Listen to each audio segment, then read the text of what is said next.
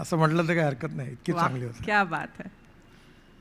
मला असं कळलंय की खाण्याबरोबरच खायला घालण्याची पण तुम्हाला आणि कांचनताईंना दोघांनाही खूप आवड आहे आणि तुम्ही कधीच एकटे जेवत नाहीत. जो कोणी आला असेल भेटायला म्हणा किंवा घरी म्हणा, तुम्ही त्यांना बरोबर जेवायला घालता. हे खरं आहे? हा एक दिल्लीमध्येही आहे आणि इथे काय असतं की माझ्या आईचा संस्कार आहे. मी एकदा शाळेतून आल्यानंतर एकटाच लाडू खात होतो आणि बाहेर माझा मित्र बसला, ती मला खूप रागवली, शिक्षा केली. ते म्हणाले अर्धा त्याला दे आणि अर्धा तू खा, असं नाही चांगलं. तेव्हापासून आता मी जेव्हा सकाळी असतो तर माझ्या नाश्त्याच्या वेळी जेवढे लोक असतात तेवढे नाश्ता करतात. जेवायच्या वेळेसच सगळ्यांना येतात जेवतात का. नागपूरला जनरली इथले लोक जे आहेत ते नागपूरचे असतात, पण दिल्लीतले लोक खूप बाहेरून येतात. त्यामुळे साधारणपणे जेवायचं असतात. माझ्याकडे 24 लोक बसतील असं डायनिंग टेबल आहे. नागपूरचा 16 लोक बसतील असं आहे आणि आमच्या घरात 2 डायनिंग रूम्स आहेत. मला असंही कळलं की दिल्लीत काही प्राणीही तुमच्याकडे येऊन खातात. आमच्याकडे मोर येतात. आणि ते कोणाचे असतात? ते कोणाचे नाही आहे. आमच्याकडे असं दिलेलं आहे की इकडे सोनिया गांधींचा बंगला आहे, मध्ये रस्ता आहे, मग माझं घर आहे, बंगला आहे, त्याच्यानंतर मग मनमोहन सिंग राहत होते. तर ते मोर आहेत, त्यांना पार्टी नव्हती, तर ते तिकडनं उडत माझ्याकडे यायचे, माझ्याकडनं उडून तिकडे ते सगळे फिरतात. आणि ते दिल्लीमध्ये एवढा मोठा बंगला आहे की माझ्याकडे 1.25 एकर शेती पण आहे, म्हणजे भाजी पण होते तिथे, लॉन पण आहे, झाडंही पण आहे. आणि त्यामुळे ते येतात आणि त्यांना जेव्हा कळलं की रोज इथे काही ना काही खायला मिळतं, ते आले की प्यायला पाणी, खायला, त्यामुळे मोर नियमितपणे येत असतात. आणि एवढं झालं की दुपारी ते माझ्या बेडरूमच्या आणि आमच्या ह्याच्यात काचेचे जे दरवाजे आहेत त्याला टक करतात आणि उठवतात पण. मूलभूत सुविधा आणि सुखसोयी दिल्या की पार्टी बदलतातच सगळे. आजकाल neither rightist nor leftist, we are known opportunist असं सध्या आहे. So more opportunist. कारण लोक पॉवर ओरिएंटेड झाले आहेत. म्हणजे त्याला 2 प्रकारचं राजकारण आहे, politics of convenience and politics of conviction. आम्ही ज्या काळात काम करायचो, मी या सगळ्या भागात ऑटो रिक्षातून अनाऊन्समेंट केली आहे, त्यावेळी मान सन्मान प्रतिष्ठा नव्हती, जनसमर्थन नव्हतं, रिकग्निशन नव्हतं, विजय मिळत नव्हता, पण काम करण्यात वेगळा आनंद होता, कारण विचारावरची निष्ठा होती. पण आताच्या काळामधलं राजकारण सगळेजण जे विचार करतात माझं काय, आणि त्यामुळे देशाचं काय, समाजाचं काय आणि गरीब माणसाचं काय हे विषय थोडेसे मागे पडले. आमच्या वेळी आम्ही काही साधू संन्यासी नव्हतो, पण त्यावेळी जे संस्कार झाले त्यातून जे विचार होते, त्यामुळे इमर्जन्सीच्या विरोधात ज्यावेळी सगळेजण काम करत, अनेक लोक जेलमध्ये गेले आणि त्या कार्यकर्त्यांनी प्रवाहाच्या विरुद्ध जाऊन काम केलं आणि त्यावेळी त्याच्या बदल्यात त्यांना काहीच मिळालं नाही. त्यांनी बिचारा आयुष्य दिलं. पण हीच परंपरा होती आणि त्यामुळे आता पण येणाऱ्या काळात जी पार्टी सत्तेत आहे त्याच्यात जा आणि तिची सत्ता गेली की ज्याची येईल त्याच्यात घुसा, असा मार्ग झाल्यामुळे थोडंसं हे एक्सपोर्ट इम्पोर्ट फारच जास्त होत आहे इकडून तिकडे. पण अशा प्रकारचे हेतू असलेले लोक तुम्ही अचूक पकडता असंही मला आतली खबर आहे.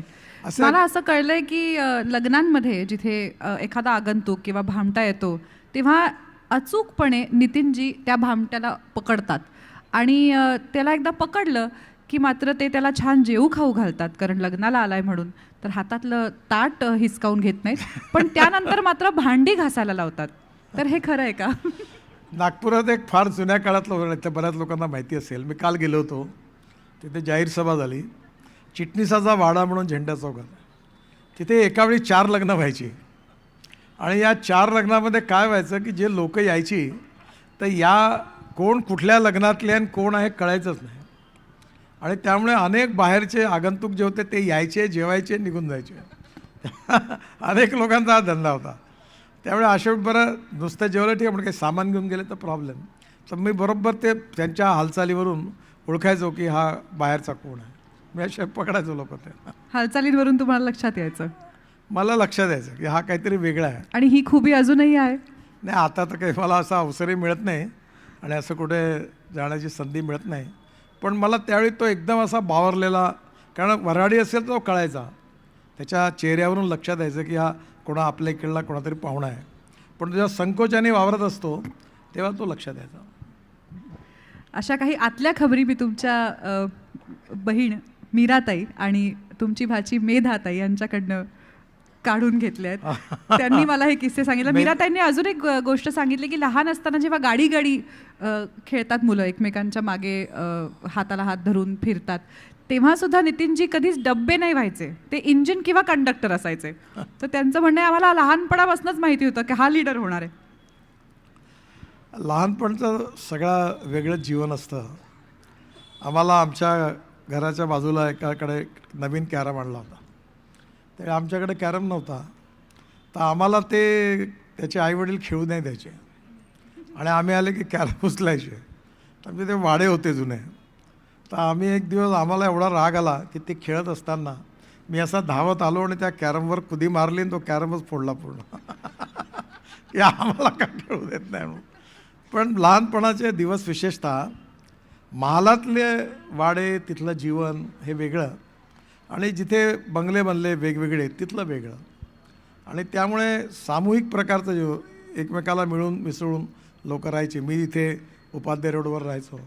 आमच्याकडे सगळे घरं एकमेकाला लागून होती आणि त्यामुळे स्वाभाविकपणे तिथे एक वेगळ्या प्रकारचं वातावरण होतं आणि एक आपसामध्ये उत्तम संबंधही होते. म्हणजे माझं सगळं जीवन, जे तुझ्या आजी ओळखतात त्यांना, हे परांजपे म्हणून होते. ते राजोपाध्याय गल्ली, उपाध्याय गल्ली होती, ते परांजपे होते. त्यांच्याकडेच लहानपण गेलं. आम्ही कधी त्यांच्याकडे जेवायचो, कधी इकडे यायचो आणि त्यामुळे एक वेगळ्या प्रकारचं वातावरण लहानपणी सगळीकडे होतं. तेव्हाचं नागपूर आणि आत्ताचं नागपूर, सगळ्यात मोठे बदल कुठले जाणवतात आणि असे कुठले बदल जाणवतात जे आवडत नाहीत फार? नागपूरमध्ये मी जेव्हा राजकारणात आलो तेव्हा एकनाथराव जोग कार्पोरेट होते, आमचे गिरीश व्यास होते त्यावेळी माझ्याबरोबर. आणि महानगरपालिकेचं जे मीटिंग होते ती महाल कार्यालयात व्हायची. ती मीटिंग महिन्यातून 2दा-3दा व्हायची आणि पाणीच नाही उन्हाळ्यात. मार्च, एप्रिल, मे महिने कोरडे. कधी कणांचा बांध होऊन गेला, पाणी नाही. तर आम्ही दरवेळेला मडके घ्यायचो आणि त्या मीटिंगमध्ये नेऊन तिथे जाऊन फोडायचो. मग एकदा पोलिसांनी लाठीचार्ज पण केला. त्यांच्याकडे रात्री, मी काल कुठेतरी भाषणात सांगितलं की ते दादा कोंडकेचं गाणं होतं, पाणी थेंब थेंब गळं, तसं रात्री 12 वाजता नळ यायचा.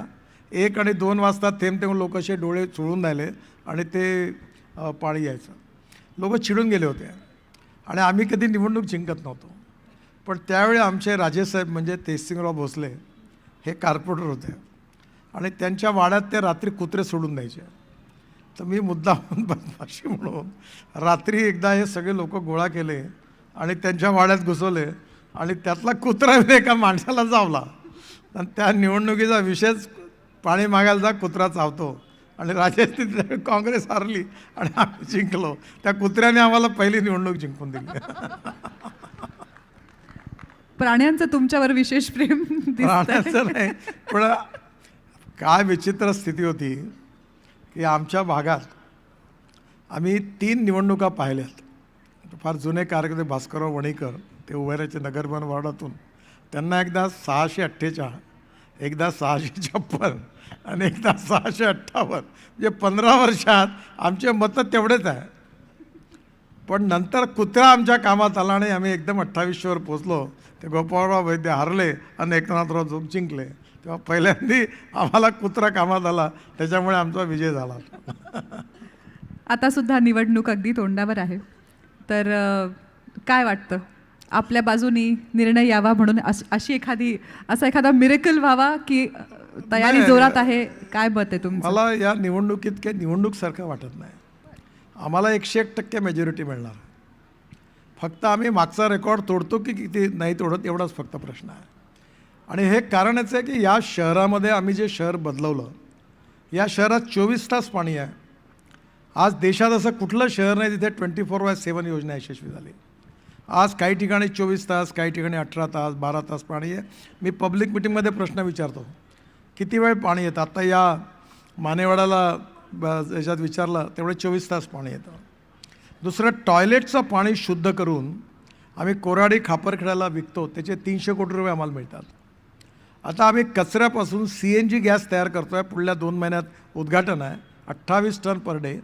आणि त्याच्यापासून आम्ही स्कूटर, मोटर, बसेस, ट्रक चालणार आहे. म्हणजे खऱ्या अर्थाने नागपूरचं सगळे असे प्रकल्प जे आहेत ते पूर्ण झाल्यामुळे नागपूरच्या जनतेचं जीवन सुसह्य झालं. आणि तुला माहिती करता म्हणजे नागपुरात 5-7 वर्षापूर्वी 10 वर्षाची स्थिती होती, या सगळ्या नंदनवन किंवा रघुजीनगर किंवा या सगळ्या भागात 2-4 घरात गेलं आणि विचारलं तुमचा मुलगा कुठे आहे, पुण्यात आहे, मुंबईत आहे. तर मला भयंकर वाईट वाटायचं. आणि मग आम्ही पहिल्यांदा सिम्बॉसिसचे जे मुजुमदार आहेत त्यांना म्हटलं तुम्ही नागपूरला या.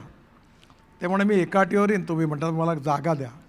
मग त्यांना 90 एकर जागा आपण भांडेवाडी डंपयार्डला दिली. 450 कोटी रुपयाची युनिव्हर्सिटी उभी झाली. आता नर्सिंग मुंगजी तयार झाली. आणि आता या युनिव्हर्सिटीचं एवढं वैशिष्ट्य आहे की इथून जे मुलं झाले ते सगळे आता अमेरिकेपासून निरनिराळ्या ठिकाणी काम करतात. आणि आता मिहान डेव्हलप झालं, तिथे 1 लाख मुलांना काम मिळालं. TCS, नंतर इन्फोसिस, हे सगळं टेक महिंद्रा, टाल, डोसाल्ट, मोठ्या मोठ्या कंपन्या आल्या. IIM आलं, IIIT आलं, 49 इंजिनिअरिंग कॉलेज आम्ही नाही काढली, इंजिनिअरिंग कॉलेज प्रायव्हेट लोकांनी पण काढली. आणि आता मेयो, मेडिकल, डागा या 3 हॉस्पिटलवर 2000 कोटी खर्च होऊन राहिले आहेत. तिकडे एम्स चांगलं झालं. हे बघा, हे ताजमहालसारखं सुंदर आहे. हे जे चित्र दिसतं आहे सिम्बॉसिस युनिव्हर्सिटीचं वरतून विमानातून बघितल्यावर इतकी सुंदर युनिव्हर्सिटी झाली आहे. त्यामुळे आता नागपुरातल्या आणि नागपूरच्या मुलांना इथे 15% सवलत आहे फीमध्ये. आणि आज सगळ्या प्रकारचं शिक्षण नागपुरात मिळतं आहे. इंटरनॅशनल लॉ स्कूल नागपूरला आहे, IIM आहे, इंजिनिअरिंग कॉलेज आहे, IIT आहे, IIIT आहे. आणि या सगळ्यांमुळे आता नागपूर एज्युकेशनल हब आहे आणि नागपूर मेडिकल हब आहे. त्यामुळे आसपासच्या भागातून इव्हन छत्तीसगड, मध्य प्रदेश, तेलंगणा इथूनही लोक येतात. आणि आज मोठ्या प्रमाणावर लोकांना या सुविधा प्राप्त झाल्या. या आमच्या 15-20 वर्षाच्या काळात नागपूरच्या जनतेचं जीवन सुसह्य होण्याकरता शिक्षण क्षेत्रात आणि विशेषतः नागपूरच्या ह्याच्यामध्ये साफसफाई, पाणी या सगळ्या ह्याच्यात आणि मेडिकल सर्व्हिसेसमध्ये खूप सुधारणा झाली आहे. शिक्षण इथे सुधारलं आणि अनेक इन्स्टिट्यूशन्स आल्या, पण शिक्षणानंतर नोकऱ्या शोधायला मुलं अजूनही नागपुरातून बाहेर जात आहेत. तर ह्याबद्दल काय करता येईल? आता गेल्या 3-4 वर्षापासून आम्ही ॲडव्हान्टेज विदर्भ सुरू केलं. अर्थात त्यात देवेंद्रजींचं खूप मोठं सहकार्य आहे. गडचिरोली जिल्हा जो आहे, जो सोशली, इकॉनॉमिकली, एज्युकेशनली बॅकवर्ड आहे, त्या एकट्या जिल्ह्यामध्ये 7.5 लाख कोटी रुपयाची इन्व्हेस्टमेंट येते आहे. आणि आता नागपूरला ते जसं तिथलं जे आयनोर आहे हे 65 ग्रेडचं आहे. म्हणजे सज्जन जिंदल जे आपले उद्योगपती आहेत देशातले मोठे स्टीलचे, त्यांनी सांगितलं मला की इथलं आयनोर सगळ्यात चांगल्या क्वालिटीचं आहे. जे जमशेदपूरला आहे ते 55 ग्रेडचं आहे. आणि त्यामुळे येणाऱ्या काळात आमचा विदर्भ आणि सगळा परिसर हा स्टील हब होत आहे. दुसरं, नागपुरात महाराष्ट्राचं, नागपूर म्हणजे विदर्भात 80% फॉरेस्ट आहे आणि त्याचबरोबर मिनरल्स आहेत, कोळसा आहे, इतर मॅग्नीज आहे. आणि फॉरेस्टमुळे आता आमच्या इथे नागपूर हे ऑरेंज कॅपिटल, ऑरेंज सिटी, तसं टायगर कॅपिटल आहे. नागपूरपासून 3 तासाच्या अंतरावर 350 वाघ आहे. पण आता 350 मी जुना आकडा सांगतो आहे. आता आम्हाला सध्या वाघ इकडून दुसरीकडे पाठवण्याची गरज आहे किंवा वाघांकरताही छोटा परिवार नियोजन करण्याची गरज आहे. एवढे वाघ आणि बिबटे वाढले आहेत आणि ते सगळीकडे घुसतात आहेत. म्हणजे संख्या खूप जास्त झाली आहे. आणि नागपूरच्या परिसरात ही ताडोबा, नंतर पेंच, उमरेडचं जंगल, कान्हा मध्य प्रदेशमध्ये आहे, हे सगळं बघण्याकरता जगातून लोक यायला लागले. त्यामुळे नागपुरात आता टुरिझम वाढला. आणि टुरिझममध्ये आता नागपूरला म्युझिकल फाउंटेन आहे, जगातलं सगळ्यात सुंदर आहे. हे जे फाउंटेन आहे याच्यामध्ये आम्ही जे आर्किटेक्ट आहे फ्रान्सचा आहे, त्याचं हे बांधलं आहे, फाउंटेन तयार केलं आहे. रेवती नावाच्या फिल्म ॲक्ट्रेस आहे साऊथमधली, तिने. संगीत AR रेहमानचं आहे. आर्किटेक्ट फ्रान्सचा आहे. पंप टर्कीतून आणले आहेत. इंग्लिश कॉमेंट्री अमिताभ बच्चनची आहे. मराठी नाना पाटेकरची आहे. हिंदी गुलजार साहेबांची आहे. आणि आता आम्ही तिथे एक फ्लोटिंग स्टेज तयार करणार आहे. आणि असं स्टेज एवढं मोठं राहणार पाण्यात. आणि बाजूला मोठं स्टेडियम गॅलरी आहे, त्यात 3,500-4,000 लोक बसतील. आणि एखादी गिटार वाजवलं तर सगळे लोक ते ऐकू शकतील. म्युझिकल फाउंटेन पण आहे. आणि आता तेलिंगखेडी गार्डनचं पण आम्हाला एक मोठं गार्डन म्हणून, मी कदाचित कॅनडामध्ये व्हॅनकोर नावाची जागा आहे, आपण जिथे समुद्रात आतमध्ये गेल्यावर आहे, तिथे एक चुन्याची फॅक्टरी होती, त्याच्यावर एक फुलांचं मोठं हे बनलं आहे व्हॅनकोरला. इतके सुंदर फुलं आहेत की त्या व्हॅनकोरसारखं फ्लॉवर गार्डन नागपुरात तयार करायचं स्वप्न आहे आणि नक्की ते करू. आता आम्ही हळू त्याचं डिझाईन वगैरे तयार केलेलं आहे. आणि इथे आत्ता आम्ही एक जागतिक दर्जाचं वर्धा रोडवर एक बर्ड पार्क बांधतो आहे. एक हबीब खान आर्किटेक्ट आहेत नागपूरचे, ते आर्किटेक्ट त्यांनी डिझाईन केला, अर्धा अशफाक म्हणून आर्किटेक्ट त्यांनी केला. आणि या बर्ड पार्क आणि ॲडव्हेंचर स्पोर्ट्स आहे, 3 पार्टमध्ये आहे. आणि या बर्ड पार्कमध्ये हे जे मैदान आहे ह्याच्यापेक्षा 4 पट 5 पट मोठं आणि त्याला असा मोठा डोम आहे आणि डोमला एक सिंथेटिक अशी ती हे आहे, जाळी आहे आणि त्याच्यामध्ये हा बर्ड पार्क आहे. आणि त्याच्यामध्ये आता आम्ही ते जगातले सगळे बर्ड आणणार आहे आणि कल्पना अशी आहे की तो बर्ड तुमच्या खांद्यावर बसेल आणि तुमच्याशी बोलेल, अशा प्रकारची तिथे व्यवस्था करतो आहे. त्यामुळे जगाचं आकर्षणाचं ते केंद्र राहील आणि त्यामुळे म्युझिकल फाउंटेन, बर्ड पार्क हे टुरिझमचं एक प्रकारे आकर्षण आहे. इंटरनॅशनल एअरपोर्टचं काम सुरू होतं आहे नागपूरला. आता नागपुरातून विदेशात फ्लाईट जातील. आणि त्याचबरोबर सगळ्यात महत्त्वाचं म्हणजे नागपूरचे दोन्ही रेल्वे स्टेशन, अजनी आणि मोठं स्टेशन, हे 5 स्टार स्टेशन तयार होऊन राहिले आहेत. आणि त्याच्यामुळे आता या परिसरात मेडिकल कॉलेजचं जे स्क्वेअर आहे त्या ठिकाणी माझ्या मनामध्ये आहे की असे रोटरी तयार करू, जशी अशोक चौकात आहे, सिग्नललेस चौक आणि जमिनीच्या खाली 2 मजले आतमध्ये एअर कंडिशन मार्केट तयार करून हे जे चौकातले सगळे दुकानं आहे खाली आणि खालून सगळीकडे जाता येईल, वरतून काहीच गर्दी दिसणार नाही.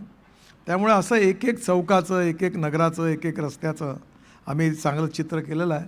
हे इथे जे तलाव आहे, तलाव साफ केला होता, याच्या बाजूला इथे मोठं शिवाजी महाराजांचं 60 फूट मोठा पुतळा आणि संभाजीराज महाराजांच्या नावाने इथे मोठं स्पोर्ट्स स्टेडियम बनतं आहे. माझा आग्रह आहे की नागपुरात रोज कमीत कमी 1 लाख मुलं क्रीडांगणावर खेळली पाहिजेत, कारण त्याशिवाय काही आपण नवीन पिढी डेव्हलप करू शकत नाही.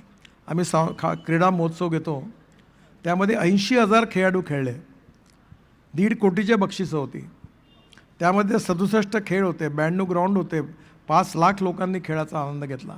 मग सांस्कृतिक महोत्सव केला आम्ही, 50,000 लोक नागपूरच्या लोकांना फुकट विश्वातले जेवढे मोठे संगीत, नृत्य, नाटक, कार्यक्रम सगळे बघायला मिळाले. याच्यात सकाळी भक्ती महोत्सव होतो, त्याच्यात वर्ल्ड रेकॉर्ड झाले. 53,000 मुलांनी भगवद्गीतेचे 3 अध्याय म्हटले. नंतर मागच्या वर्षी वंदे मातरम म्हणे मनाचे श्लोक 30,000 मुलांनी म्हटले. आणि आता सगळे फिल्म स्टार, ॲक्टर सगळे येऊन गेले. आता प्रॉब्लेम असा आहे की यावेळी 3 वेळा लाठीचार्ज झाला. हे 50,000 कॅपॅसिटी, लोक 3 दिवसात आमचे सगळे पासेस घेऊन घेतात. तेव्हा आता मला 1 लाख लोकांच्या कॅपॅसिटीचं मोठं स्टेडियम नागपुरात करायचं आहे आणि त्याची पण इच्छा आहे. एकीकडे हे सगळे प्रकल्प आहेत आणि ह्यांनी नागपूरकरांना सुविधा होते, सोयी मिळत आहेत. त्याचबरोबर काही कंप्लेंट्स आहेत. त्यातली एक मेजर कंप्लेंट अशी आहे की सगळीकडे कॉन्क्रीटचे रस्ते आहेत आणि त्यामुळे टेम्परेचर वाढतं आहे. त्याचबरोबर पहिल्यांदा वॉटर लॉगिंग नागपुरात व्हायला लागलं आहे, हे आधी कधीच झालं नव्हतं. तर ह्याकडे तुम्ही कसं बघता? मुळामध्ये ही ब्लॅक कॉटन सॉईल आहे आणि ब्लॅक कॉटन सॉईलमध्ये डांबरी रस्ते टिकत नाहीत, कारण डांबराचं आणि पाण्याचं दुश्मनी आहे आणि त्यामुळे हे रस्तेच टिकत नाही. आणि म्हणून नागपूरमध्ये आम्ही कॉन्क्रीट रस्ते बांधले. आणि परवाच मी ते तुकडोजी महाराजांच्या पुतळ्याच्या जवळ सभेत होतो, मोहन मतेन मी. तर मी लोकांना विचारलं की हा मानेवाडाचा सिमेंट कॉन्क्रीट रोड कोणत्या वर्षी बांधला? तर म्हणे साहेब तुम्हीच मंत्री होते त्यावेळी 97 साली बांधला. आज 28 वर्ष झाले. या रोडवर एकतरी गड्डा पडला का? म्हणे नाही. तेव्हा मी असे अनेक रस्ते सगळे कॉन्क्रीटचे झालेत. तेव्हा मी त्यांना सांगितलं की तुम्ही सगळे जिवंत आहात तोपर्यंत, तुमची मुलं बाळं जिवंत आहेत तोपर्यंत आणि त्यांची मुलं बाळं जिवंत आहेत तोपर्यंत या रस्त्यावर खड्डे पडणार नाही. आणि ही गोष्ट खरी नाही. मागच्या वेळी काय झालं, अंबाझरीचा ओव्हरफ्लो झाला आणि जी तिथून अंबाझरीतून नाग नदी उगम होते त्याच्यात अनेक ठिकाणी अतिक्रमण झालं होतं आणि त्या अतिक्रमणामुळे नाग नदीचा फ्लो अडकत होता. त्याच्यामुळे ते पाणी जे आहे ते गांधीनगरमध्ये, वर्मा लेआउटमध्ये, नंतर शंकरनगर, रामदासपेठमध्ये पाणी शिरलं.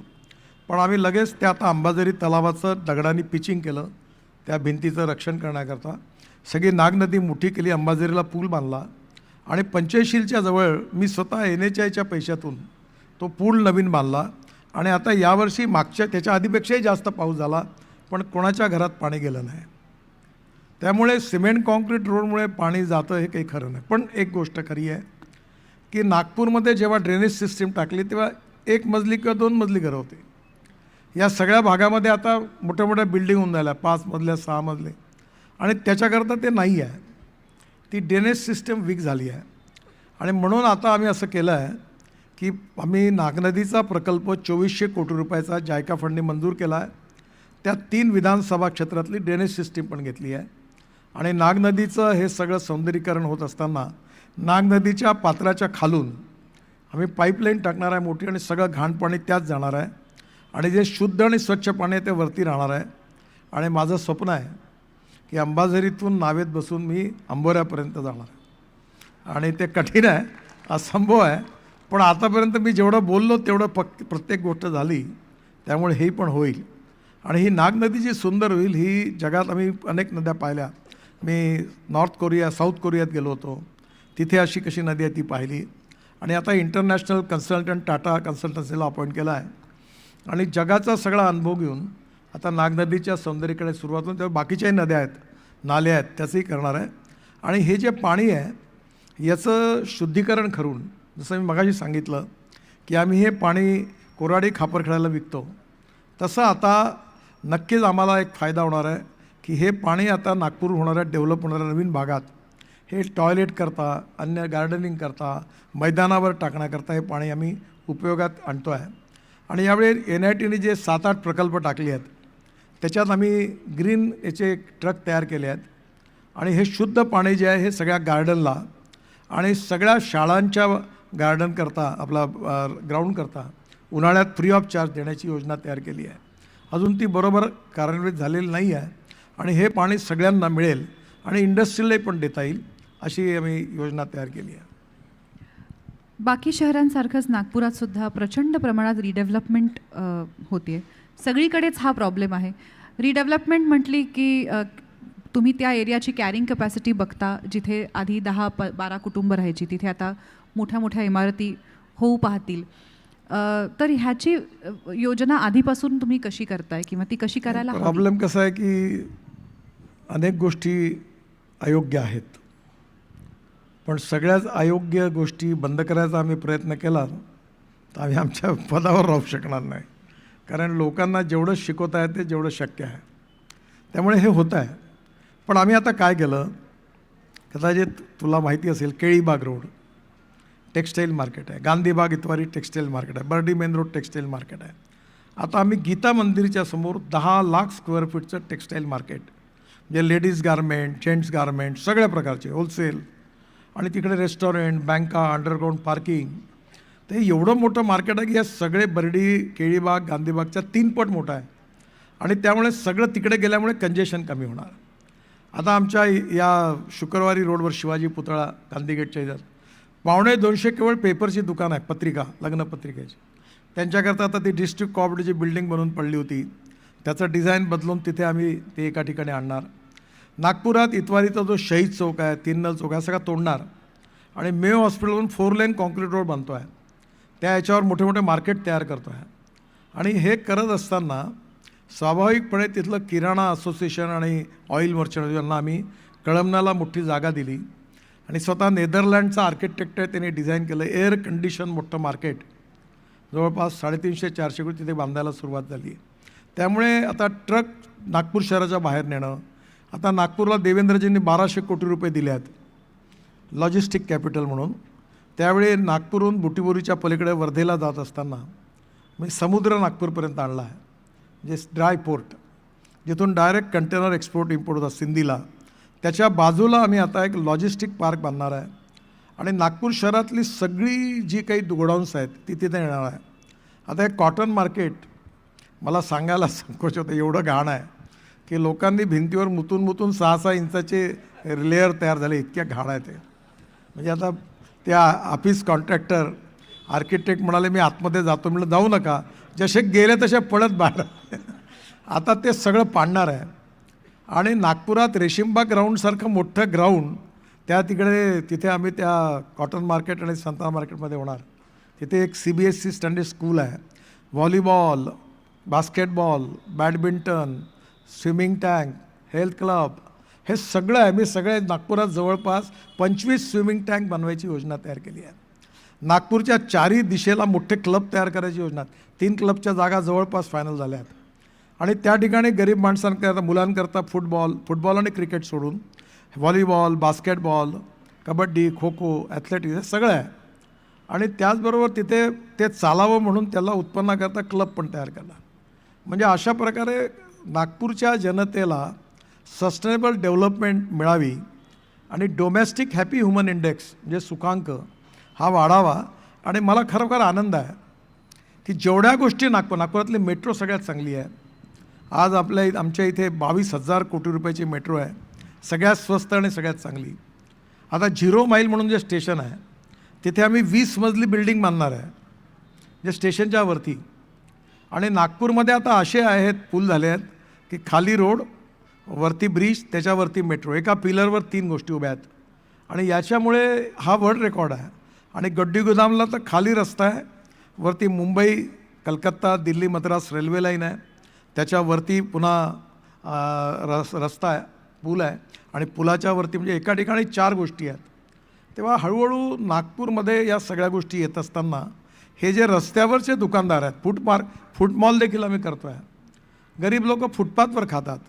आता या इथे बाजूला रिंग रोड मटण, मच्छी ही सगळी रोडवर कापतात. त्याची म्हणजे ते खरं खाणं तब्येतीकरता हानिकारक आहे.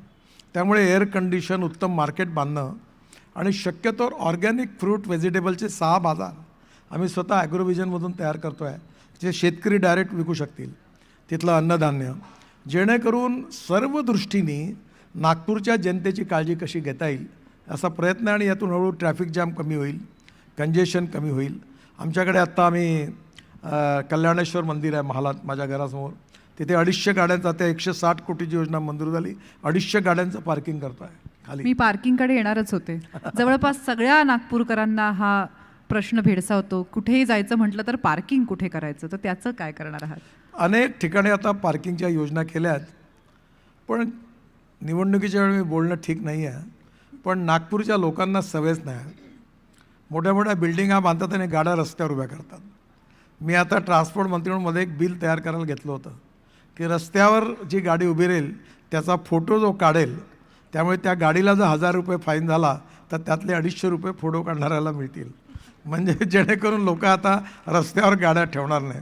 पण लोकांनी हळूहळू सहकार्य जर केलं आणि प्रत्येक ठिकाणी जर पार्किंग बनत गेलं तर हा प्रश्न नाही राहणार. तुम्ही जगभर फिरला आहात.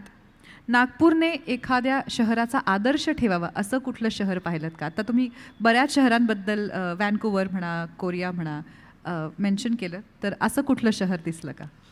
जगामध्ये सगळी शहरं खूप सुंदर आहेत आणि तिथले बगीचे, तिथली खेळाची मैदानं आणि तिथल्या वागण्याची पद्धत देखील खूप फरक आहे.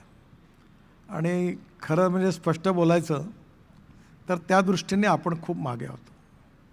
मी विशेषतः ऑस्ट्रियात गेलो, स्वित्झर्लंडमध्ये गेलो, जर्मनीत गेलो, अमेरिकेत गेलो, पण माझ्या मनात नेहमी एक गोष्ट राहते.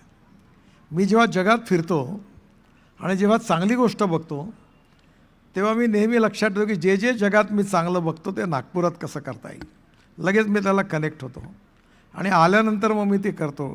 आता मी डायग्नोसिस सेंटर उघडलं आहे माझ्या आईच्या स्मरणार्थ. त्याच्यात आम्ही स्वस्तामध्ये MRI 16,000 18,000 आम्ही 1200 रुपयात देतो. डायलिसिस सध्या 500 रुपयात घेतो, तर 50 रुपयात देणार. नंतर एक्सरे 100 रुपयात. तर माझ्या आता लक्षात असं आलं की गार्डन्स, नंतर मोक्षधाम वेगवेगळ्या धर्माच्या, हे आता चॅरिटेबल ट्रस्टला दिलं पाहिजे, समाजाला चालवायला दिलं पाहिजे. डायग्नोसिस सेंटर लोकांनी उघडली पाहिजे, प्लेग्राऊंड्स लोकांना सांभाळायला दिली पाहिजे, ऑडिटोरियम लोकांना सांभाळायला दिली पाहिजे.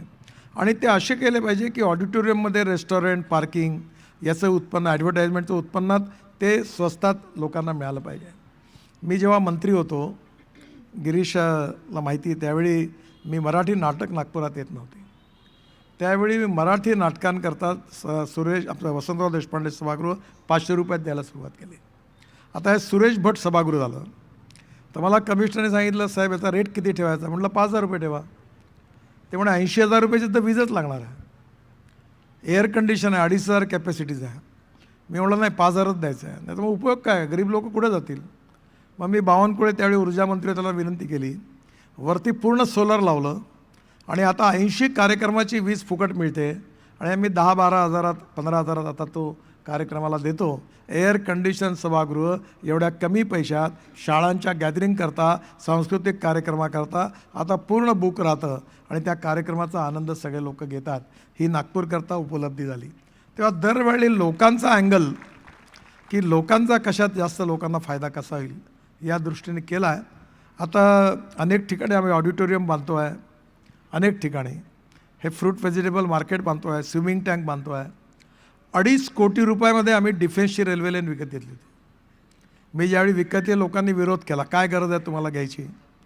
त्यावेळी हफीज कॉन्ट्रॅक्टर जागतिक दर्जाचे आर्किटेक्ट आहे, त्यांना आणलं आणि त्यांनी एक सुंदर ऑरेंज स्ट्रीट नावाची योजना तयार केली. पहिले त्याचं नाव लंडन स्ट्रीट होतं आणि 2.5 कोटी रुपयाच्या इन्व्हेस्टवर आतापर्यंत 6-7च प्रोजेक्ट झाले, 24 होणार आहेत. आता 700 कोटी रुपये मिळाले. म्हणजे त्या एका प्रोजेक्टमधून नागपूर महानगरपालिकेला 2,500 कोटी रुपये फायदा होणार आहे. दरवर्षी 150 कोटी रुपये टॅक्स वाढणार आहे आणि तो सगळा पैसा नागपूरची ड्रेनेज, बगीचे, ग्राउंड हे तयार करण्याकरता खर्च होण्याकरता मिळणार आहे.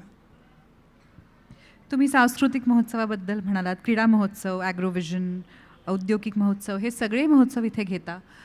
असे तुम्ही दिल्लीला असता आणि आता तुम्ही हे कबूलही केलं की तुम्ही आता दिल्लीकर झाला आहात बऱ्यापैकी, पण हमखास इथे महोत्सवांना उपस्थित असतात. मी सुद्धा खासदार महोत्सवात, सांस्कृतिक महोत्सवात आले होते आणि आमचा सबंध कार्यक्रम बसून नितीनजींनी आणि कांचनजींनी पहिला.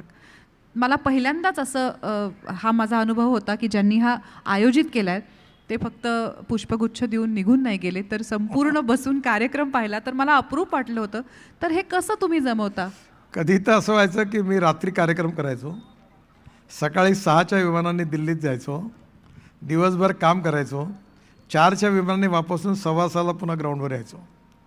पण मला मी खूप नशीबवान आहे. खासदार सांस्कृतिक महोत्सव माझ्या नावाने होतो कारण मी खासदार आहे. पण हे जे 1,500 कार्यकर्ते आहेत ते रात्रंदिवस मेहनत करतात. खरंच मी काही करत नाही. मी दुपारी आल्यानंतर 1 तास आराम करून 5 वाजता उठतो, चहा घेतो आणि सगळे तयार होऊन गरम कपडे, कारण थंडीचे दिवस असतात, मी येऊन समोर बसतो. उलट माझ्यामुळे त्रास आहे कारण मी जो सेक्शन तयार केला एवढ्याच आकाराचा, त्यात सगळे कोचवर बसतात आणि तिथे चहा, पाणी, नाश्ता, रोज नवीन नवीन पदार्थ मिळतात. मग माझ्यामुळे आम्ही 4 वेळा चहा पितो, लाव चहा, लाव कॉफी, मी उलट त्रास होतो. आणि त्या कार्यक्रमाचा एवढा सुंदर कार्यक्रम होतो, मी कुठेच नाही आहे, माझं काहीच योगदान नाही आहे. हे सगळेजण मिळून फक्त उपयोग असतं माझ्या फोटोचा किंवा नावाचा करत असतील, पण एवढा कार्यक्रम यशस्वी होतो. क्रीडा महोत्सव होतो, हे बसला आहे संदीप इकडे, एवढे कार्यक्रम होते, यांचे करीब 700-800 हजार, 5,000-6,000 रेफरी होते. मी केवळ संध्याकाळी उठून तो बघायला जातो. हे सगळे मिळून काम करतात. माझं नाव होतं, खरं म्हणजे हे सगळं काम मी नाही करत, हे सगळे कार्यकर्ते करतात. आता ॲडव्हान्टेज विदर्भ आहे, ते आता एवढे मोठे भारतातले उद्योगपती होऊन राहिले, सगळे होऊन राहिले, त्याची एक वेगळी 150-200-250 लोक प्रत्यक्ष आणि 500-600 लोक काम करतात. एवढा सुंदर तो ॲडव्हान्टेज विदर्भाचा कार्यक्रम होतो. माझं नाव होतं, मी आणि देवेंद्र त्यांच्या मागे उभा आहोत, पण माझं काहीच त्याच्यात योगदान नाही. मी ज्येष्ठ नागरिकांकरता कार्यक्रम करतो. इथे शेगाव, आता माझ्याकडे 3 इलेक्ट्रिक बसेस आहे, आमच्याकडे डबल डेकर बस आहे फुकट, शेगावची आणि माहूरची यात्रा करतो. आता मी अजून 3 बसेस वॉल्वो कंपनीला मागितल्या आहेत आणि मी फुकट लोकांना यात्रा करायला देतो. आणि त्या म्हणजे इलेक्शनच्या वेळी नाही, इलेक्शन नसतानाही करतो.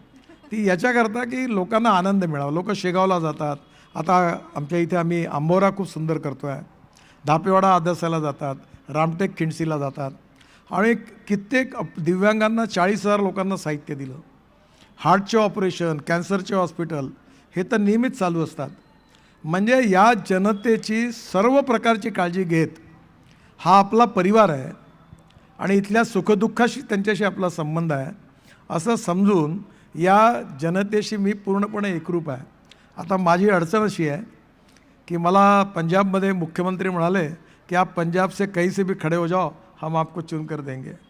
आता मला देशात अनेक लोक म्हणतात की तुम्ही आमच्याकडनं लढवा, पण मी सांगितलं नाही, मी जोपर्यंत निवडणूक लढवीन तर नागपुरातूनच लढीन, कारण नागपूर माझं जन्मस्थान आहे नागपूर माझं कार्यक्षेत्र आहे आणि ज्या शहरांनी मला सायकल आणि लुणावर फिरून नंतर आशीर्वाद दिले आणि त्या शहरांनी मला मोठं केलं, त्या शहराच्या जनतेचं ऋण मी आयुष्यात विसरणार नाही. आणि म्हणून मी नागपूरला आहे. आणि म्हणून काही वेळा माझा त्रासही होतो. मी पण इलेक्शन पार्टीचा आहे, ते जातीपातीचं पुष्कळ राजकारण चालतं. आमची बरेच दिले, मी कोणी आले जो करेगा जात की बात उसको कस के मारूंगा लात, हे पब्लिकली सांगतो. आणि मी म्हणतो सगळं नागपूर माझं, जात पंथ धर्म भाषा असे काही नाही, सगळा नागपूर माझा परिवार आहे. मी नागपूरचा आहे, जनता माझी आहे. आणि मी कार्यकर्त्यांनाही सांगतो की या सगळ्या याच्या वादात अडकू नका. मानवतेच्या आधारावर आपल्या सगळ्या लोकांचा सुखांक वाढवण्याकरता आपल्याला सगळ्या क्षेत्रात उत्तम काम करायचं आहे. आता वाशिम आणि गडचिरोली हे दोन्ही मागासलेले डिस्ट्रिक्ट आहे. मी 1200 एकल विद्यालय आम्ही आता त्यांनी 2000 करतात, महाराष्ट्रात काम करतात. 1800 शिक्षक आहेत. मी साड्या तयार करतो. नागपूर हे हातमागाचं केंद्र प्रसिद्ध होतं. आता आमच्याकडे 400 रुपयात कॉटनची साडी तयार झाली. आपल्याकडे प्युअर सिल्कच्या साड्या 8 महिन्याला मी तयार करतो आहे. आणि एवढ्या सुंदर साड्या झाल्या की 12,000ची एक साडी दाखवायला नाही. आता मी हेमा मालिनींना सांगितलं की तुमच्या हस्ते त्याचं लॉन्च करत धापेवाड्याला, माझं गाव आहे तिथे मोठी धापेवाडा टेक्स्टाईलची बिल्डिंग बनते आहे. आणि आपल्या 5,000 महिला या साड्या तयार करणार आहेत. चिंध्यांपासून गालीचे तयार करतो, केसांपासून ॲमिनो ॲसिड तयार करतो. 25,000 टन मी ऑर्गॅनिक मॅन्युअल तयार करतो. आमच्या शेतीमध्ये मी सध्या जास्त काम करतो. माझा इंटरेस्ट जास्त ग्रामीण भागात काम करण्याचा. इतकं सगळं काम करत असताना बऱ्याच अडचणी येत असतील, अडथळे येत असतील, वेगवेगळ्या प्रकारची लोकं भेटतात, कधी काही काम करू देतात, काही नाही करू देत. या सगळ्याचा कधी कधी वैताग येतो, राग येतो, कटकट होते.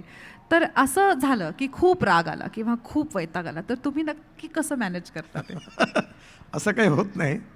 पण वाईट काम करण्याने जेवढे दुश्मन होत नाहीत तेवढे चांगलं काम करण्याने जास्त होतात. कारण दुसऱ्याच्या यशात, दुसऱ्याच्या दुःखात सहभागी होणं सहज शक्य आहे, पण कोणाचा यशाच्या आनंदात सहभागी होणं खूप कठीण आहे. सहसा दुसऱ्याला चांगलं स्वीकारणं फार कठीण आहे. याकरता एक वेगळा स्वभाव लागतो. आता कामे अडचणी येतच असतात. आता हे फाउंटेन जे झालं त्यात विदेशातून आणलेली 15 करोड रुपयाची केबल पूर्ण खराब झाली. आता सगळ्या एजन्सीने हात वरती केले. आता इतके दिवस हायकोर्ट, सुप्रीम कोर्ट वेळ लागला, केबल खराब झाली. आता काय करायचं? एजन्सीमुळे आम्ही कुठल्या नियमाप्रमाणे पैसे देऊ शकतो ते देऊ शकत नाही. पण मी कशाला हार मानत नाही. मी मार्ग काढला. मी CRFमधून एक रस्ता दिला आणि त्या रस्त्याच्या कॉन्ट्रॅक्टरला सांगितलं तू एक काम कर, हे 15 कोटी रुपयाची केबल याच्यातून मला आणून दे आणि ती लाव इथे. आणि मार्ग काढला. म्हणजे मी नेहमी म्हणतो की if there is a will there is a way, and if there is no will there is only survey, discussion, seminar, committee, sub committee आणि रिसर्च ग्रुप. राजकारणात 2 प्रकारच्या जाती आहेत. एक बोटांनी मलम लावणारे, करून टाका, पाहून घेऊ, होईल, छान असे बोलणारे, आणि दुसरं ओनरशिप घेऊन काम करणार आहे. मी ओनरशिप घेऊन काम करतो आणि मी जनतेलाही घाबरत नाही. मी खोटं बोलत नाही आणि मला बोलायचं असेल त्याच्यामुळे समोरच्याला एखाद्या वेळी राग आला तरी हरकत नाही. फार जास्त आल्यामुळे तेल लावत गेलं जा या ह्याच्यात. पण मी जनतेशी बेईमानी करत नाही, विश्वासघात करत नाही, खोटं आश्वासन देत नाही. पण माझा अनुभव आहे की माझा स्वभाव जनतेला माहिती आहे, मी काय करणार आहे माहिती आहे. आणि मी हेही सांगतो की तुम्ही मला मत द्या. आणि मी हे आता पहिले तर मी अजून कडक भूमिका घेतली आहे. पहिले बरेच आता म्हणजे हे मी करणार नाही, हे खाऊ पिऊ मला नाही घालायचं. तुम्हाला द्यायचं असेल तर वोट द्या, नाही द्यायचं देऊ नका. जो वोट देईल त्याचंही काम करेन, नाही देणार त्याचंही काम करेन. आणि मी जोपर्यंत आहे तो काम करत राहीन. कारण माझ्या घरी मी ते संस्कृतमधलं संघातलं गीत लिहून ठेवलं आहे. मनसा सततम स्मरणीयम, वचसा सततम वदनीयम, लोकहितम मम करणीयम. And politics is the instrument of socio economic reform. आणि त्यामुळे आपण हे राजकारण म्हणजे सत्ताकारण नाही आहे, हे समाजकारण, राष्ट्रकारण आणि विकासकारण आहे. गाव, गरीब, मजदूर, शेतकऱ्याचे अश्रू पुसणं, लोकांचे दुःख जे आहेत ते निवारणं, त्यांच्या जीवनात आनंद निर्माण करणं, त्यांचं जीवन सुसह्य करणं, हे करण्याचा प्रयत्न करणं म्हणजे राजकारण आहे. मी काही साधू संन्यासी नाही आहे. माझाही परिवार आहे, मुलं बाळ आहे, त्यांचा बिझनेस आहे, शेतीवाडी आहे, हे सगळं काम सांभाळून मी काम करतो आहे आणि त्यामुळे मी हे करत राहीन. जनताने केव्हा, आता मला जितके दिवस काम करायचं आहे तेवढं करीन, पण माझा मुळातला पिंड सामाजिक कार्यकर्त्याचा आहे. त्यामुळे मी आता बऱ्याचशा सामाजिक उपक्रमामध्ये काम करत असतो. शेतीत करतो, जलसंवर्धनात करतो. मला कल्पना, मी केवढा विद्वान नाही, पण मला 15 डिलीट मिळाल्या. भारतातल्या मोठ्या मोठ्या युनिव्हर्सिटीजच्या मिळाल्या, महाराष्ट्रातल्या सगळ्या ॲग्रिकल्चर युनिव्हर्सिटीच्या मिळाल्या, पण मी त्या लायकीचा नाही आहे. पण तुम्ही नावासमोर डॉक्टर लावत नाही लावत, कारण मी नालायक आहे, मी एवढा हुशार नाही. मी नेहमी सांगतो, हे सत्य आहे की मी सिनेमा 85 पैशाचं तिकीट, 1 रुपया 5 पैसे तिकीट थर्ड क्लासमधून आयुष्यभर बघितला. Rajvilas talkies, Natraj talkies, Shyam talkies, Narsing talkies, third क्लासमधून सिनेमा बघितला आणि गॅलरीतून नाटकं बघितली. त्याच्यामुळे आणि मॅट्रिकमध्ये मला काही फार मोठे मार्क, म्हणजे मी हुशार होतो, पण मी त्या इमर्जन्सीच्या वर्षात मी इंजिनिअरिंगच्या ॲडमिशन करता डिस्क्वालिफाय झालो. मला 50% मार्क नाही मिळाले आणि 52% मिळाले, पण सायन्स ग्रुपमध्ये 49.26% मिळाले. माझ्या बहिणींची, माझे जावई मोठे सायंटिस्ट होते सगळे, ते मेरिट स्टुडंट होते. त्यांची इच्छा होती बहिणीची की तू इंजिनियर झाला पाहिजे. त्यामुळे ते मला दरवेळी म्हणायचे की तू नाही झाला, तर मी नाही झालो. पण आता मला कधीकधी एवढं आश्चर्य वाटतं, IITत, भारतातल्या सगळ्या IITमध्ये मी चीफ गेस्ट म्हणून जातो. आणि आता आपल्या देशातले जेवढे CEO आहेत जगातले, त्यांची लंडनला कॉन्फरन्स झाली आणि सगळे IIT गण, कोणी 50 कोटी, 100 कोटी, 150 कोटी वर्षाचा पगार, आणि त्यांचं ते म्हणे तुम्हीच पाहिजे. तर मी त्याला ऐकलं, अरे मैं तो इंजिनियर भी नाही बनावं. नाही म्हणे, हा तुम्हीच पाहिजे. तर कधी याचं आश्चर्य वाटतं. पण मी अनेक पूल, रस्ते, टनेल्स बांधल्या. लोकांचा गैरसमज आहे की मला इंजिनिअरिंगबद्दल खूप समजतं. मी पूर्ण माझं घर वाडा, गडकरी वाडा, मी ज्यावेळी मुंबईत 55 उड्डाणपूल बांधले, हायवे बांधला मुंबई पुणा, तेव्हा मलाही असं वाटलं की मी खूप शहाणा आहे आणि मला इंजिनिअरिंगचं समजतं. तर मी आर्किटेक्टचं न ऐकता माझ्या घराचं डिझाईन करून घर तयार केलं आणि माझ्या बेडरूमसमोर पिलर आला. तेव्हा माझ्या लक्षात आलं की आपलं काम नाही आहे. पण मी धडाकून काम करत असतो आणि एखादी कामं कधी चुकतही असतात, चूक होत असते. If the mistakes are bonafide, forgive them. जर मॅलाफेड असेल तर मग कारवाई करा. काम करणाऱ्या माणसाच्या हातून चुका होत असतात, हे समजून मी काम करत आलो. आणि आज वर्ल्ड रेकॉर्ड झाला.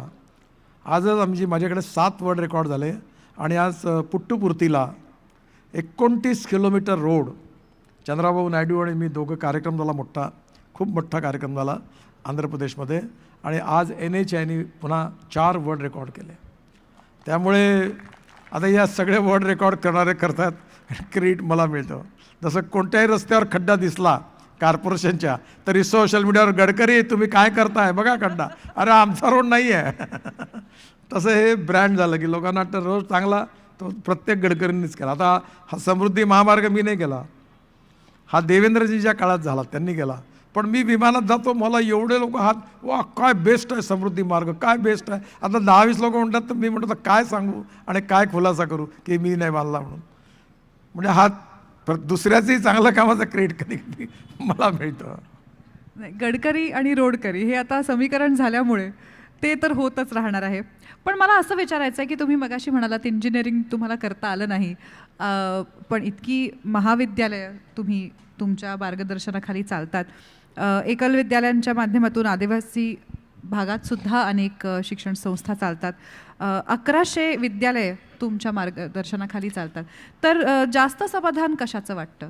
उत्तम रस्ते बांधल्याचं नाही की ह्याचं? मी आता 90% काम सामाजिक करतो. आता लोकांचा विश्वासच होत नाही. मी सांगितलं, पुन्हा मीडियाला सांगतो, तुम्ही इतना काम कर रहे, इतने प्लान, टनल, रोड, तुम रोज लेके कागज लेके बैठे होंगे. अरे मैंने बोला मैं नहीं बैठा हूँ. बोले सोचते क्या हो? मतलब रात को कहाँ खाना और सुबह नाश्ता क्या करना, यही सोचता हूँ, दूसरा कोई विषय नहीं है. पण मी आता वाशिम जिल्हा दत्तक घेतला. विदर्भातले 2 सोशली इकॉनॉमिकली एज्युकेशन बॅकवर्ड आहे. गडचिरोलीमध्ये एकल विद्यालयात 28,000 मुलं शिकतात आता आमच्या, सगळ्या नक्षलाईट बेल्टमध्ये आहे. आणि आता वाशिममध्ये मी मेडिकल डिव्हायसेस बनवणारा मोठा पार्ट टाकून तिथे 3,000 मुलांना रोजगार देणार आहे.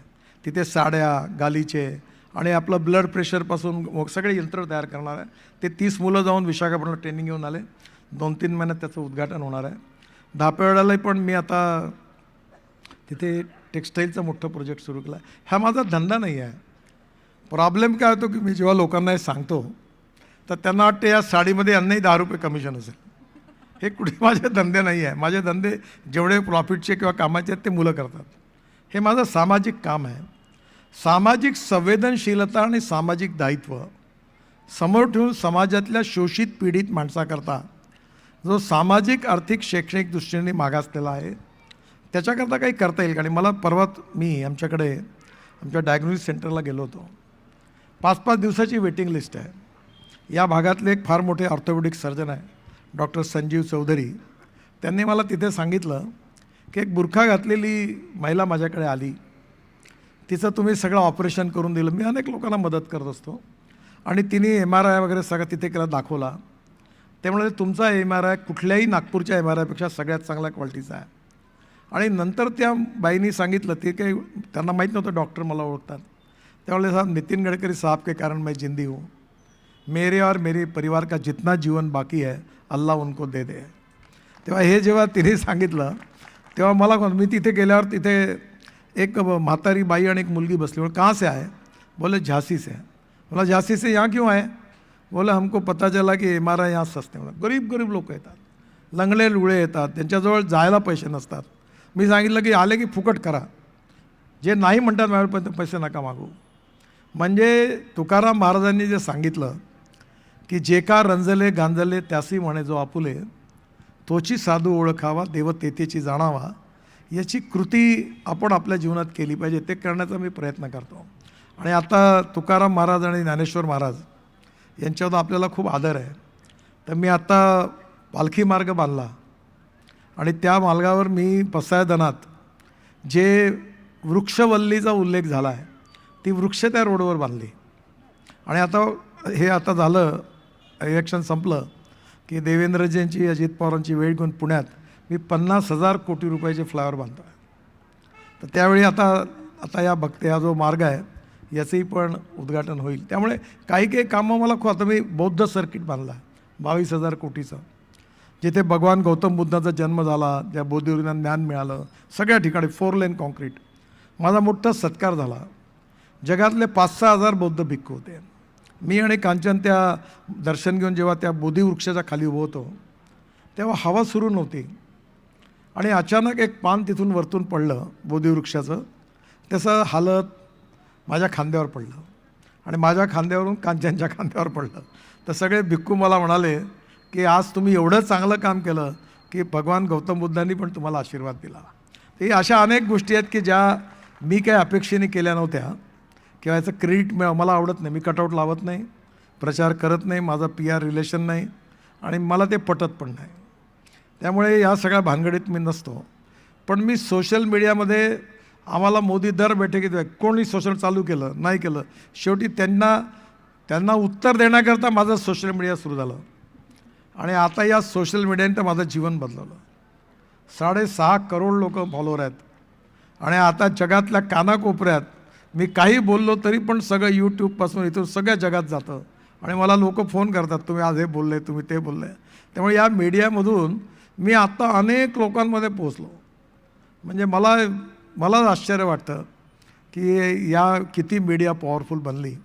त्यामुळे लोकांमध्ये पोचण्याचं माध्यमही सापडलं आणि लोक तुम्हाला ओळखायला लागले. हे सोशल मीडियामुळे पुष्कळ मोठं क्रेडिट मिळालं. सोशल मीडिया ही आजच्या काळाची रियालिटी झाली आहे. तुम्ही जेव्हा काम करायचा तेव्हा प्रचार वेगळा होता, लोकांपर्यंत पोचायची माध्यमं वेगळी होती. आता सोशल मीडियाला काही पर्यायच नाही आहे असं वाटू लागलं आहे. तर या आजच्या पिढीला जी ह्या जगात जन्माला आली आहे, जिथे सोशल मीडिया हे रोजच्या आयुष्याचा भाग आहे, तुम्ही काय सांगाल? सोशल मीडिया म्हणजे ट्रान्सफॉर्मेशन ऑफ नॉलेज आहे. आणि मी 2 गोष्टी खूप प्रकर्षाने माझ्या प्रत्येक भाषणात मांडतो आणि मी त्याचं अनुकरण करतो. Innovation, entrepreneurship, science, technology, research, skilled आणि successful practices. We name it as knowledge and conversion of knowledge into wealth is the future. आणि दुसरी गोष्ट म्हणजे no material is waste and no person is waste. it is depending upon the appropriate vision of the leadership and appropriate technology that you can convert waste into wealth. मी आत्ताच 8 दिवसापूर्वी cotton straw, वीट straw, बगासपासून डांबर बनवलं आमच्या ह्याच्यात. मी मागे लागलो प्रोजेक्टच्या. Central research organisation CSRने तो सगळं झालं आणि 15 लोकांनी ते पेटंट विकत घेतलं आणि आपण 50 लाख टन डांबर आयात करतो. आता आपल्या शेतकऱ्याच्या बायोमासपासून डांबर तयार होणार. त्या अशा अनेक प्रकारच्या गोष्टी आहेत की ज्या सोशल मीडियामुळे त्याचं ट्रान्सफॉर्मेशन होतं, आपल्याला नॉलेज मिळतं. पण एक गोष्ट आहे की हे एक दुहेरी शस्त्र आहे. जे चांगलं आहे तेही कळतं आणि जे कळू नये जे वाईट आहे तेही लोकांपर्यंत जातं. त्यामुळे मी नेहमी म्हणतो की सगळ्यात मोठी चिंता जर काय असेल तर आपला शत्रू मोबाईल फोन आपला मित्रही आहे आणि आपला शत्रू आहे. का तर माझ्याकडे माझे नातवं दिवसभर टकटक करत असतात आणि आता म्हणून मी आग्रहाने म्हटलं की नागपुरात 1 लाख मुलं हे खेळाच्या मैदानावर खेळली पाहिजे. कारण ही जर अशीच मोबाईल पाहत राहील तर ते केव्हा खेळणार आहेत, केव्हा व्यायाम करणार आहेत. त्यामुळे आपल्या भविष्याचा विचार करता सोशल मीडियाचा जो पॉझिटिव्ह ॲस्पेक्ट आहे तो जरूर सगळ्यांनी घेतला पाहिजे. पण त्याचा जो वाईट ॲस्पेक्ट आहे, दुष्परिणाम आहे, त्याच्यापासून आपल्याला आपल्या परिवाराला दूर ठेवलं पाहिजे. अदरवाईज ही सोशल मीडिया जेवढं चांगलं करेल तेवढं समाज जीवन उद्ध्वस्त केल्याशिवाय पण राहणार नाही. ही पण त्यामधली अडचण आहे. सोशल मीडियाची अजून एक खासियत आहे. आधी असं तुम्ही म्हणालात की रिक्षातून आम्ही अनाउन्समेंट्स करायचो आणि तसा प्रचार व्हायचा. तर तो जो माईक असायचा तो एका माणसाच्या हातात असायचा आणि ते जे स्पीकर्स असायचे ते बाहेरच्या बाजूला तोंड केलेले असायचे. त्यामुळे एक माणूस बोलायचा आणि सगळे ऐकायचे. आता सोशल मीडियामुळे सगळ्यांच्या हातात माईक आहेत आणि ते सगळे स्पीकर्स आपल्यापर्यंत पोचतात. तर अशी जेव्हा टीका होते, ट्रोलिंग होतं, सोशल मीडियावरती लोक वाटेल ते बोलतात, ते तुम्ही कसं घेता, त्याच्याकडे कसं बघता? नाही, काही वेळा त्याचा प्रपोगंडाही होतो ना. तर मी पेट्रोल डिझेलच्या विरुद्ध बोलतो आणि बंद करणार असं म्हटलं ती 22 लाख कोटी रुपयाचं इम्पोर्ट आहे. माझ्या विरुद्ध 50-60 कोटी रुपये खर्च करून ते हे जे इन्फ्लुएन्सर आहेत त्यांना घेऊन इथेनॉलच्या विरुद्ध, माझ्या विरुद्ध खोट्या नाट्या स्टोऱ्या जगभरात त्यांनी टाकल्या की मी याच्या मागे लागू नये म्हणून. अर्थात त्या खोट्या होत्या, काही झालं नाही त्यातून.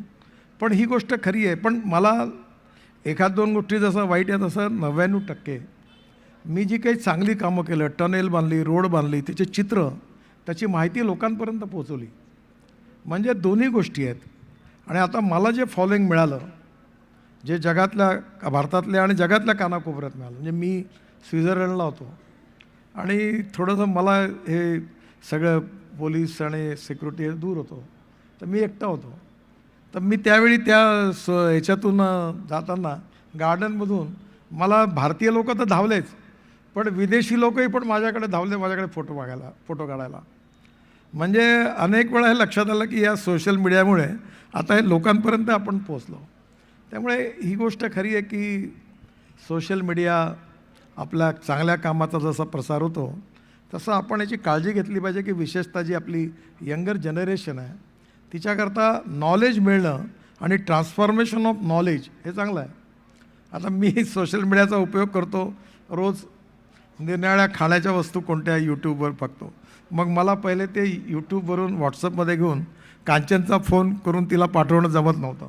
मग कारण मी 17-18 PA आहेत, मला कधी फोन करायची वेळच येत नव्हती. मग मी समजून घेतलं आता काही झालं की मी लगेच ते करतो, ते बघतो, मग ते लगेच करून पाठवतो की आता ही रेसिपी मी बघितली. तर आता घराघरात आमचे ते पंडित आहे, त्याला मी आज सकाळी सांगितलं की तू सांबार चांगला नाही आहे, नीर डोसा खायचा होता मला. तर मी म्हटलं नीर डोस्याची रेसिपी काढ. मग ते कर्नाटकमध्ये नीर डोस्याची होती, तामिळनाडूची होती. मग मी म्हटलं ये पुरा देखो, हर रोज एक नीर डोसा बना के देखो कौन सी अच्छी आली करके. तर अनेक वेळा बऱ्याचशा गोष्टी नॉलेज आपल्याला वेगळ्या प्रकारचं मिळतं. तुम्ही टेक सावी झाल्याचा त्यांना त्रास व्हायला लागेल की एका पॉईंट नंतर. नाही, हा कोविडच्या काळामध्ये रिकामा वेळ होता. त्या काळात मी 1000-1200 व्हिडिओ कॉन्फरन्स करून करोडो लोकांपर्यंत पोहोचलो. आणि त्यावेळी लोक घाबरले होते, धीर द्यायचा होता. मी MSMEचा मंत्री होतो, मग आम्हाला वेळ मिळायचा. तर आमच्याकडे 2 गोष्टी झाल्या की जेवण केल्यानंतर, म्हणजे मी नागपूरची एक विशेषता आहे, मी एकदा गुजरातमध्ये वापीला गेलो होतो तर PVC पाईपच्या मशीन विकत घ्यायला. तर त्यांनी मला विचारलं नागपुर बहुत बड़ा शहर है क्या? म्हटलं बहुत बड़ा है. कितने लोग रहते हैं? मतलब 18-20 लाख लोग रहते हैं. अच्छा, बहुत इंडस्ट्री है क्या? नहीं. ट्रेड बिजनेस है क्या? नहीं. बोले इतने लोग क्या करते हैं? मतलब हमारे यहाँ 15 से 20 हज़ार पानठेले हैं, वो दिन भर कत्था चूना लगाते, बाकी लोग तंबाकू खाते और पान खाते. ये धंदा नागपूर में चलता है. तो हसायला लागला. आता तुम्ही खरंच मायन्युटली बघा, देशात सगळ्यात जास्त पानठेले कुठे असतील आणि करत हे खाणारे सगळे तुम्हाला नागपुरात दिसतील, विदर्भात दिसतील. अगदी साधू संत आणि सगळ्या प्रकारचे लोक तंबाखू खातात. आता हळूहळू ते कमी सुरू आहे, कारण कॅन्सरमुळे प्रचार सुरू आहे. पण नागपूरची आपली एक खानदानी संस्कृती होती. पण त्याच्यातही आता त्यातूनही पण नागपूरने खूप मोठे मोठे लोक देशाला दिली. आणि नक्कीच नागपूरचा इतिहास हा अतिशय वेगळा आहे आणि सगळ्यांना प्रेरणादायी आहे. कार्यक्रमाच्या शेवटाकडे आपण येतोय. मला इथून इशारे होत आहेत. 10ला संपायचं आहे. आपणच नियम मोडून चालणार नाहीत, त्यामुळे आपण आटोपतं घेऊया. शेवटचे 1-2 प्रश्न आहेत. तुमच्या मैत्रीबद्दल आणि तुमच्या इतरांशी मैत्री करण्याच्या स्वभावाबद्दल आपण हे ऐकून आहोत. तर तुमच्या क्षेत्रात, राजकीय क्षेत्रात तुमचे चांगले मित्र कोण आहेत आणि तुमचा आवडता नेता कोण आहे? नाही, माझे मित्र कोण नाही आहे हा प्रश्न विचारा. मी जेव्हा ग्रॅज्युएटच्या निवडणुकीत उभं होतो त्यावेळी सिद्धार्थ सोनटक्के म्हणून एक माझ्याविरुद्ध उमेदवार उभे होते. ते प्रवीण बर्दापूरकर लोकसत्तेचे 5-7 धनंजय गोडबोले हे सगळे त्याला मदत करायचे. त्याच्या गाडीतलं पेट्रोल संपलं, पैसे नव्हते. ते आले माझ्याकडे, म्हणे आम्ही निवडणूक लढतो आहे तुझ्या विरुद्ध, आमचं सगळं संपलं, तुझी जबाबदारी आहे म्हणे, आता आमच्याकडे लक्ष दे. मग मी त्यांना पैसे दिले त्या गाडीत पेट्रोल आणि खाण्याकरता. ते निवडणुकीला उभे होते. माझे सगळ्या प्रकारचे लोक माझे मित्र आहेत. आणि मी एक गोष्ट आहे की मी ज्या माणसाचा हात पकडतो तो गड्ड्यात जरी गेला आणि त्याने माझी बदनामी झाली हात सोडत नाही, मग तो कोणी असो. मी अनेक गुंड, लोफर, उचक्के माझे मित्र आहेत. मी त्यांच्या वाईट कामांना कधी मदत नाही केली, पण त्यांची जर एकदा माझी मैत्री झाली असेल तर मला लोक काय म्हणतील म्हणून त्याचा हात नाही सोडला. म्हणा जो दोस्त आहे तो दोस्त आहे, त्याच्याकरता आयुष्यभर दोस्ती जपली, तो कुठल्याही पक्षात असो. आणि मी नेहमी म्हणतो की अटल बिहारी वाजपेयींचं वाक्य आहे की मतभेद होणे चाहिए पर मनभेद नहीं होणे चाहिए. आमच्या कदाचित विचारधारा वेगळी असेल, पण राजकारणात, समाजकारणात दुश्मनी असता कामा नये. जात, पंथ, धर्म, भाषा, सेक्स याच्या आधारावर कुठलेही डिस्क्रिमिनेट करणारा विचार मला मान्य नाही. मी संघाचा स्वयंसेवक आहे. सामाजिक समता आणि आर्थिक समता हे आमचं उद्दिष्ट आहे. आणि politics is a instrument of socio economic reform याच्यावर विश्वास आहे. आणि म्हणून मी शेवटी एक खूप महत्त्वाची गोष्ट सांगतो, त्यात आम्ही कमी पडलो, की we need to redefine the definition of politics. केवळ सत्ताकारण म्हणजे राजकारण नाही. समाजकारण, राष्ट्रकारण आणि विकासकारण हे राजकारण आहे. झाडं लावणं, उत्तम बगीचे तयार करणं, दुर्बल लोकांची, दिव्यांगांची सेवा करणं, खेळाच्या मैदानावर उत्तम खेळाकरता लोकांना प्रोत्साहित करणं, समाजामध्ये शेतकऱ्यांना मदत करणं, अशा अनेक प्रकारची 100 कामं आहेत ज्यातून आपण लोकांचं जीवन बदलवू शकतो. ते समाजकारण नाही आहे, तर समाजकारण हेच राष्ट्रकारण आहे. राष्ट्रकारण हे विकासकारण आहे आणि समाजकारण, राष्ट्रकारण, विकासकारण हेच राजकारण आहे. केवळ सत्ताकारण म्हणजे राजकारण नाही, हे आता नवीन पिढीला आपण समजावून सांगण्याची आवश्यकता आहे. आणि सगळ्यांनीच जर अशा प्रकारचं काम केलं तर मतभेद असतील, विचार असतील, मतभिन्नता असेल, पण लढावं. मला महाराष्ट्रात आठवतं यशवंतराव चव्हाण, नंतर वसंतराव नाईक, सुधाकरराव नाईक, शरद पवार साहेब, आमच्या कधी असे भांडण्याचे संबंध नाही आहे. आम्ही निवडणुकीत आम्ही BJPवाले, संघवाले, आम्ही आपलं काम करणार, ते त्यांचं काम करतात. पण निवडणूक झाल्यानंतर आम्ही भेटलो तर आमचे संबंध मैत्रीचे राहिले. तेवढ्यापुरतं फक्त मतभेद असतात, तेवढ्यापुरतं चालतं. आणि म्हणून हे जे चांगलं स्पोर्ट्समन स्पिरिट आणि स्वभाव हा आता आपण सगळ्या नेत्यांमध्ये आला तर अजून चांगलं राजकारणात गुणात्मक बदल होऊ शकतो. चांगल्या स्पोर्ट्समॅन स्पिरिटचा तुम्ही उल्लेख केलात. मला असंही कळलं की तुम्ही उत्तम क्रिकेट खेळायचात आणि चिटणीस पार्कात तुम्ही क्रिकेट खेळत असताना तुम्हाला अनेक लोक बघायला यायची, तुम्ही इतकं चांगलं खेळायचात. तर कदाचित तिथूनच ही स्पोर्ट्समॅन मी टाउन हॉलमध्ये चिटणीस पार्क, रेशीमबागमध्ये क्रिकेट खेळायचो. मी चांगला क्रिकेटर होतो.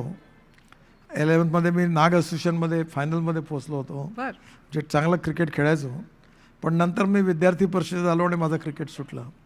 पण मी क्रिकेटचा पूर्ण जुना माझ्या काळातला इतिहास, मला लॉईड्स, रिचर्ड्स, कनाय, सोबर्स, नंतर रँडी रॉबर्ट्स, जुलियन, वॉल्टर्स, खूप ऑस्ट्रेलियन, वेस्ट इंडिज त्या काळाचे खेळाडू माझे भयंकर आकर्षण. आणि माझ्या मनात एक भावना होती की क्रिकेट करता हे मनगट स्ट्रॉंग पाहिजे. तर माझ्याकडे सुनील गावस्कर आणि सचिन तेंडुलकर जेव्हा आले, ते वेगवेगळे आले होते. मी त्यावेळेला, सचिन तू भिंतीजवळ उभा राहा. म्हणे का? म्हणलं तुझी हाईट मोजायची आहे. तुझे हात पाहिले मी, एवढे माझ्याहूनही बारीक, हाईट माझ्या खांद्या एवढी, सुनील गावस्कर एवढी. तेव्हा मी त्याला म्हटलं की तुम्ही एवढे ठेंगणे आहात, तुमच्या अंगात ताकद नाही, तुम्ही एवढं चांगलं क्रिकेट बॅटिंग कशी करता? तेव्हा सुनील गावस्करने मला सांगितलं, Nitin ji, cricket is a game of skill. हा कौशल्याचा खेळ आहे. तेव्हा मला कळलं की क्रिकेट असो, कुठलाही खेळ असो, हा कौशल्याचा खेळ आहे. आणि म्हणून मग मी क्रिकेट नंतर भाषण द्यायला लागलो. आमच्या शाळेत सौप्य महोत्सवाला जेव्हा भाषणं झाली, तेव्हा एक मुलगी होती, ती नेचरला नाही नटरू म्हणाली आणि सपलायला सुपली म्हणाली. तर आम्ही खूप हसलो आणि खूप आवाज दिला. तर आमचे हेडमास्टर खूप रागवले आणि त्यांनी मग आम्हाला केन मारले खूप. तर आम्ही जरा निगेटिव्ह गुंड प्रवृत्तीचेच होतो, फार असे काही परोपकारी गोपाळ टाईप नव्हतो. तर आम्हाला त्यांनी, तुम्ही बोलवायची हिंमत आहे का तुमच्यात? मी म्हटलं अरे म्हणते तर चल भाषण देऊ म्हटलं आपण. आणि म्हणून त्यांनी पाणी लावलं म्हणून मी भाषण द्यायला लागलो आणि मला पाहता पाहता बक्षिसं मिळाली आणि युनिव्हर्सिटीचं गोल्ड मेडल मिळालं. पण त्या मुख्याध्यापकांनी जर पाणी चढवलं नसतं तर मी कधीच वक्ता झालो नसतो. तेव्हा आयुष्यातल्या छोट्या घटना माणसाचं जीवन बदलवत असतात. आपण अगदी शेवटच्या टप्प्यावर आहोत. निवडणुका जवळ आहेत, आपण त्यासाठीच मुळात भेटलो आहोत.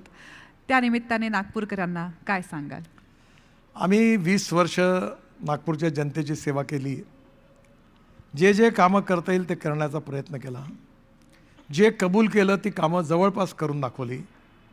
पण याचा अर्थ लोकांच्या काम केल्यामुळे अजून अपेक्षा वाढल्यात. आम्हाला अजून काम करायचं आहे. जनतेच्या स्वप्नातलं नागपूर अजून पुढे चांगलं बनवायचं आहे. देशातलं सुंदर, स्वच्छ आणि प्रदूषणमुक्त शहर बनवायचं आहे. खेळाची मैदानं उभी करायची आहे.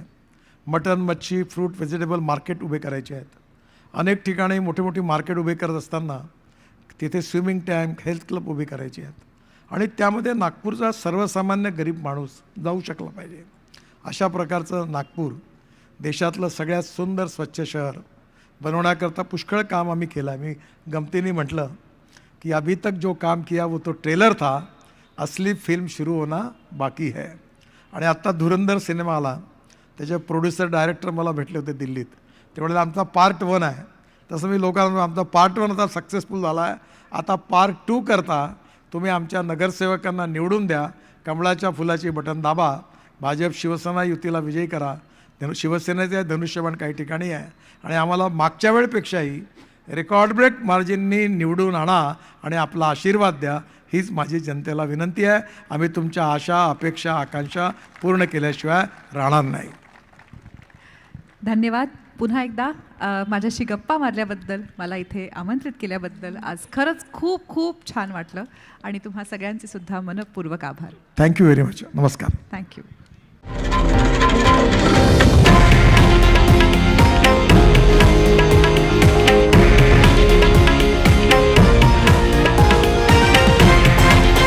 हे आहे देशातील नंबर 1 न्यूज नेटवर्क आणि आपण पाहत आहात TV9 मराठी, एकमेव.